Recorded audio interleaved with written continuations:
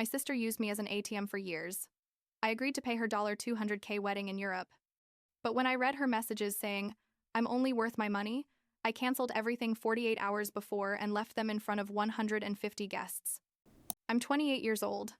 I work in corporate finance, and honestly, I need to get this story off my chest because what happened a few months ago basically destroyed any illusion I had about my family. The thing is, I always knew I wasn't the favorite, but I never thought it would go as far as it did. I guess I should start from the beginning. When I was born and was an only child for 5 glorious years that I don't even remember well because everything changed when Samantha arrived. I was 5 years old when my sister was born, and I swear it was like someone had flipped a switch in my parents. Suddenly, I went from being the girl who got all the attention to being basically invisible, or worse, the unpaid assistant. I'm not exaggerating when I say that from the moment Samantha arrived, everything in that house revolved around her. My mom quit her job to dedicate herself completely to Samantha. My dad started coming home earlier just to spend time with her, and I became the responsible older sister who had to help with everything. And when I say everything, I mean everything. Changing diapers when I was 6 years old, entertaining her when my parents needed a break, sacrificing my things so she could have the best. Growing up, it got worse and worse. Honestly, Samantha could do whatever she wanted, and my parents adored her anyway. If she broke something of mine, it was an accident and I was being dramatic. If I complained about something, I was a selfish child who didn't understand how important it was to support her sister. And the craziest thing is that Samantha wasn't even especially talented at anything at first, but my parents acted like she was a prodigy. They put her in gymnastics when she was like 4 years old, and that's when everything became completely unbearable because suddenly she was a promising gymnast and I was literally the girl who carried her bags. I remember perfectly when I was 14 and my school organized this incredible trip to Washington, D.C. It was an educational trip that I had been waiting for months. I had saved my money from mowing lawns and doing extra chores for the neighbors. I had everything ready.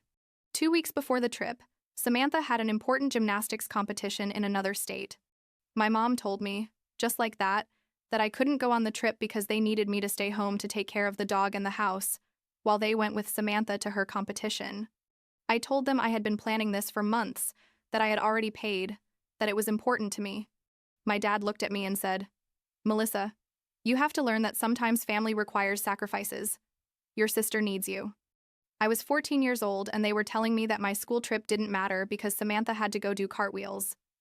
I didn't go on the trip. I lost my money. And they didn't even feel bad about it.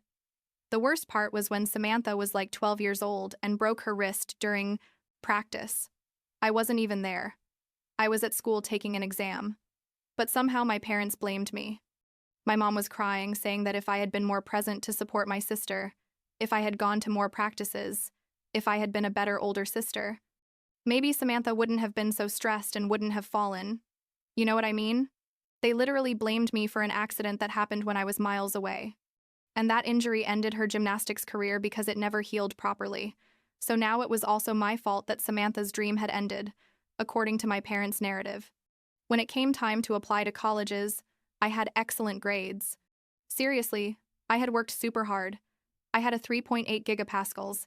I was in a bunch of extracurricular activities that I had paid for myself because my parents said there was no budget for my things. I got accepted to a really good state university with an incredible business program. I was so excited. I went to tell my parents hoping that maybe this time they would be proud of me. My dad barely looked up from his newspaper and said something like, "That's fine. Get yourself a job at the mall or something to pay for your stuff." My mom added that they couldn't help me with college because they needed to save for Samantha, who at that time was like 13 years old and wasn't even close to going to college yet. I couldn't believe it. I told them, "You're not going to help me at all. Not even a little bit." And my mom had the nerve to tell me, "Melissa, your sister is special. She has a bright future ahead of her. She needs all the support we can give her. You're more practical, more independent. You'll be fine." They were basically telling me that Samantha deserved investment because she was better than me. I went to my room and cried for hours. I called my best friend Brooke, who had been my rock throughout my teenage years, because she and her family were the only people who seemed to see my value. Brooke listened to me, cry on the phone, and told me to come to her house. Her parents, Richard and Stephanie, owned a bakery in town, and I had worked there part-time during my last year of high school. When I got to their house, Still with red eyes from crying so much, Stephanie sat me down in her kitchen and gave me hot tea. I told her everything, how my parents refused to help me, how I had always been the one who didn't matter, how I was thinking about not going to college because I had no way to pay for it. Richard and Stephanie looked at each other and had one of those silent conversations like couples who have been married for years have, and then Richard told me, "We're going to pay for your college." I sat there unable to process what I had just heard. I told them they couldn't do that it was too much. Stephanie took my hand and told me, "Melissa, you've been like a second daughter to us. You've worked incredibly well at the bakery. You're smart and you deserve this opportunity. All we ask is that you continue working part-time for us when you're home during summers and vacations, and that when you can, you pay us back with no interest." I cried right there in their kitchen. These people, who had no obligation to me, were doing what my own parents refused to do. I went to college with Richard and Stephanie's support. I told my parents how I had gotten the money, and I expected that maybe they would feel shame or something, but my dad just said, "See? We told you that you were independent. We knew you'd figure it out." There wasn't an ounce of guilt in his tone. My mom was more worried about asking me if I could take Samantha to the mall before I left for college. College was the first time in my life that I felt free. I worked part-time at the bakery during the summers and had an amazing time. Richard taught me the business side, and I ended up helping them expand their catering service, which increased their profits considerably. During the school year, I focused on my studies and was literally the best student in several of my classes. I graduated in 3.5 years instead of 4 because I took extra classes every semester, and by the time I graduated, I had already fully paid back the loan that Richard and Stephanie had given me. They didn't want to accept the money so soon, but I insisted. I owed them everything. During those years in college, my family barely communicated with me. I called on Christmas and birthdays, went home maybe twice a year, and every visit was exactly the same. My parents asked about Samantha, talked about Samantha, showed pictures of Samantha. I could be there or not be there. It didn't matter. Samantha had developed this super entitled attitude as a result of years of worship, and she treated me like I was the weird sister who occasionally showed up and ruined her special time with the parents. One day, I think it was during my last year of college, I was home during Thanksgiving and I heard my parents talking in their room about finances. They were calculating something and mentioned a savings account. Being nosy, which I totally admit, I stayed close to the door listening. It turned out that my parents had been saving money for Samantha's college since I was in high school. They had like $50,000 saved for her. $50,000. And they had told me there was no money. That I had to figure it out on my own. That Samantha needed all the support because she was special. I got sick to my stomach right there. I didn't confront my parents at that moment because, honestly, I didn't have the words. I just finished the vacation on autopilot and went back to college feeling completely betrayed. It wasn't just that they hadn't helped me. It was that they had actively lied to me about not having resources while they were keeping a fortune for my sister. The message was crystal clear. Samantha was worth the investment. I wasn't. I graduated with honors and got an incredible job in corporate finance in the city, like 2 hours from where I grew up. The starting salary was $70,000 a year, which was amazing for someone 22 years old fresh out of college. I got the job because during my last semester I had done an internship where I met this businessman, Mr. Reynolds, who was super impressed with my work and offered me a position at his firm when I graduated. It was literally a dream come true. I told my parents about the job over the phone. My mom said, "Oh, that's nice," and then immediately changed the subject to tell me about how Samantha had gotten a role in the school musical. They didn't even congratulate me properly. But like 2 weeks after I started the job, my mom called me with a completely different tone, all sweet and caring, which she never was with me. She asked me how I was, how my new apartment was, if I was eating well. I was like, "Who are you, and what did you do with my mother?" Then came the real reason for her call. She told me that she and Dad were having some financial problems, that things were tough, that they needed a little help. I knew exactly what was coming. I asked her how much they needed. She said just a little to help with some bills, maybe $500 a month. I had just started working and they were already asking me for money, but a part of me, that stupid part that still wanted their approval, thought that maybe this was an opportunity to finally be valued by them. I told them I would help them, but that I wasn't going to be sending them checks or cash every month. Instead, I set up a credit card on my account where they could use it for their expenses, but with a limit of $1,500 a month. I told them clearly, this is for necessary things, for bills and food, not for luxuries. My mom agreed effusively, saying I was so generous and that they always knew I was responsible and reliable. The words they had never said to me when it really mattered. For the next 2 years, I religiously paid that card every month. They always spent the full limit, but I assumed they really needed it. My job was going incredibly well. I got promoted after just 1 year. My salary increased to $90,000 and then to $110,000 when they made me senior manager.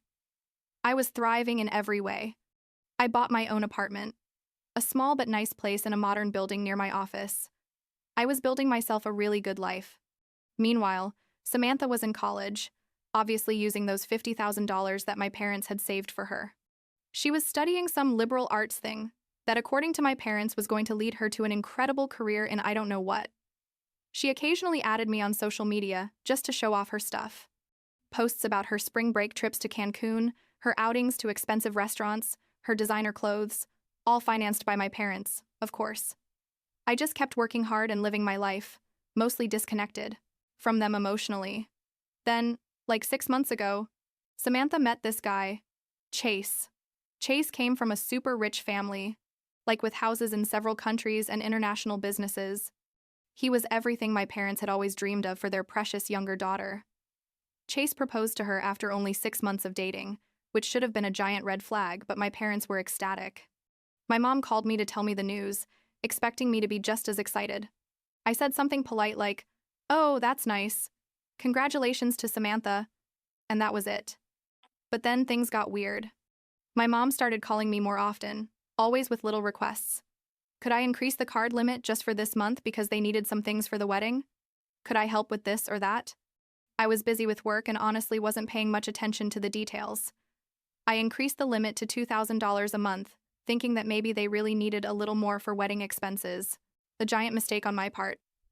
One day, I was in my office reviewing my personal finances because I was considering making an investment, and I decided to check the statements of that credit card my parents were using. I hadn't done it in months because I trusted they were using it responsibly. I started looking at the charges and my stomach literally dropped to the floor. They weren't bills. It wasn't food. It was a luxury hotel in Monaco. First-class plane tickets to Monaco. Expensive restaurants in Monaco. Charges from a boutique in Monaco. Charges and charges and charges in Monaco. I reviewed the statements from the last 3 months and they had spent over $50,000. $50,000. On a trip to Monaco that apparently they were planning for Samantha's formal engagement to Chase, where they were going to meet his parents who had a property there. They had used my credit card to book a 5-star hotel for 2 weeks, flights for the 3 of them, designer clothes for Samantha, jewelry, spa treatments, literally every kind of luxury imaginable. I sat in my office shaking with rage. It wasn't just the amount of money, although that was already ridiculous. It was that they had lied to me. They had told me they needed help with bills, that they were going through tough times, when in reality they were planning a luxury European vacation, and they hadn't even invited me. I didn't even know about this trip until I discovered it through the card charges. I called my mom immediately. She answered all cheerful, and when I asked her about the charges, she went quiet for a second before saying, "Oh, Melissa, we were going to tell you. It's just that Samantha is going to formally get engaged to Chase, and his parents invited us to Monaco. It's a once-in-a-lifetime opportunity." I told her, "So you decided to use my money for a luxury vacation without even asking me." She got defensive and said, "You said we could use the card. You never specified for what." I was, like, "Seriously? Are you seriously telling me that?" I told them clearly it was for bills and necessities, not for $50,000 vacations in Europe. My mom then changed tactics and got all emotional, saying this was important for Samantha, that it was a crucial moment in her life, that as a family we should support her. I asked her, "And where's my invitation then? If I'm part of the family, why wasn't I invited to this important trip?" Total silence. Then she said something about the hotel only having room for 3 people and that they assumed I would be too busy with work. I hung up the phone because if I kept talking, I was going to say things I might regret. But it didn't end there. Literally, that same day, Samantha sent me a text message, and that message was what finally broke any connection that remained between us. She wrote to me, "Mom told me you're mad about the trip. Honestly, Melissa, I don't understand what your problem is. You make good money. It's not like you're going to miss it. You've always been so stingy and selfish.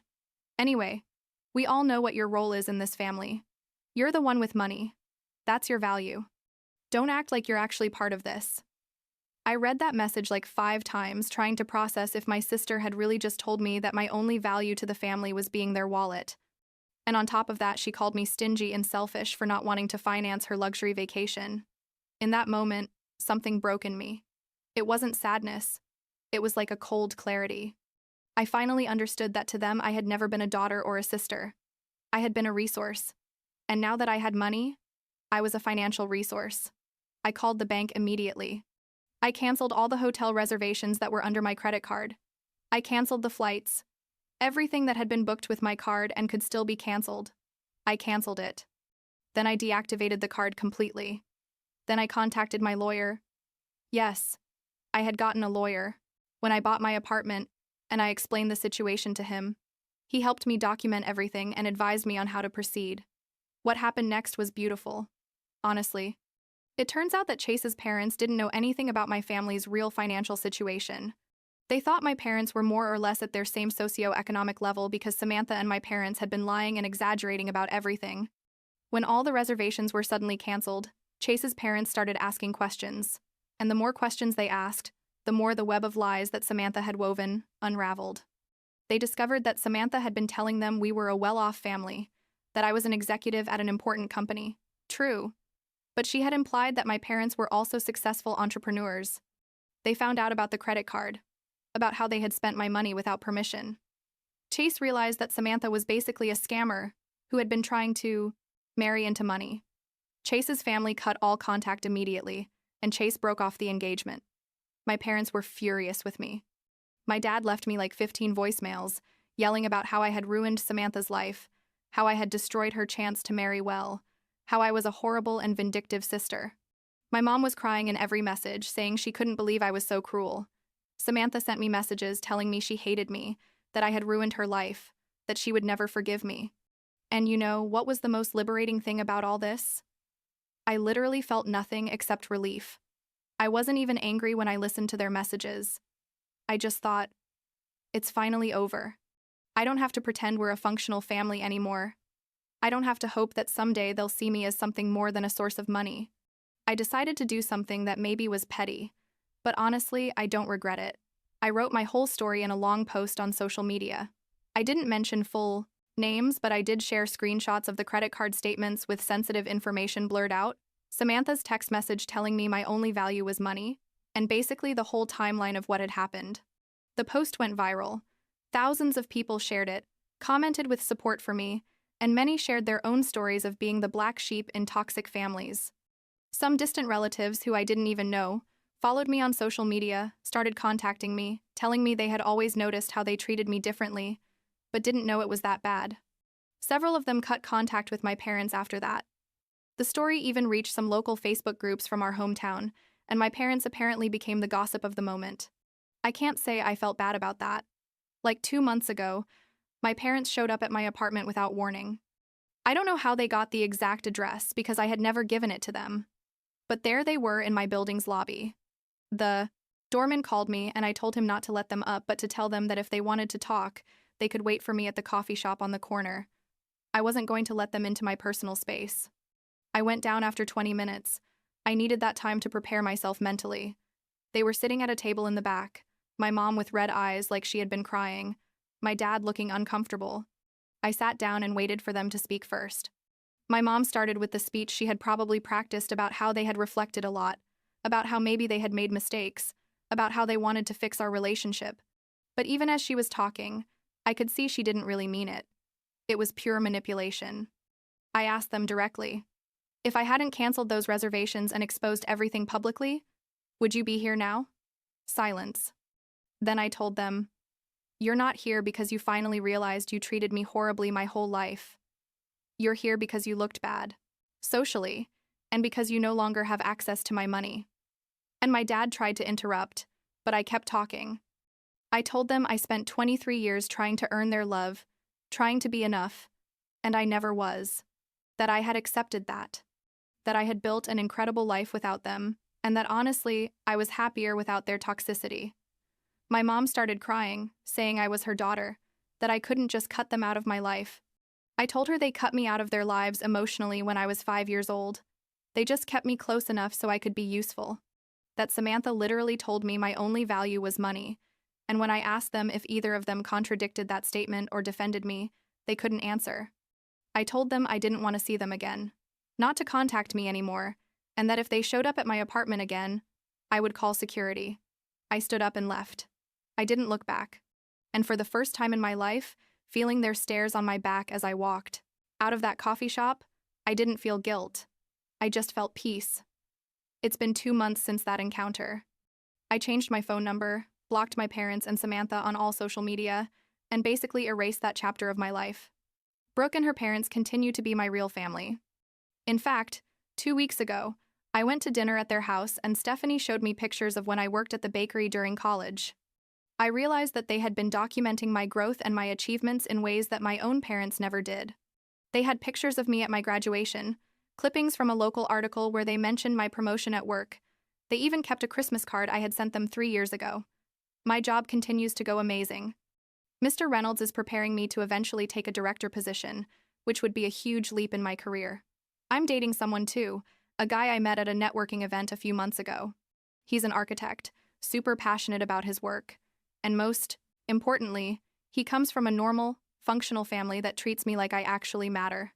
The first time I went to dinner with his parents, his mom asked me about my work for 20 minutes, genuinely interested, asking me specific questions and celebrating my achievements. I almost cried at the table because I had never experienced that kind of parental interest.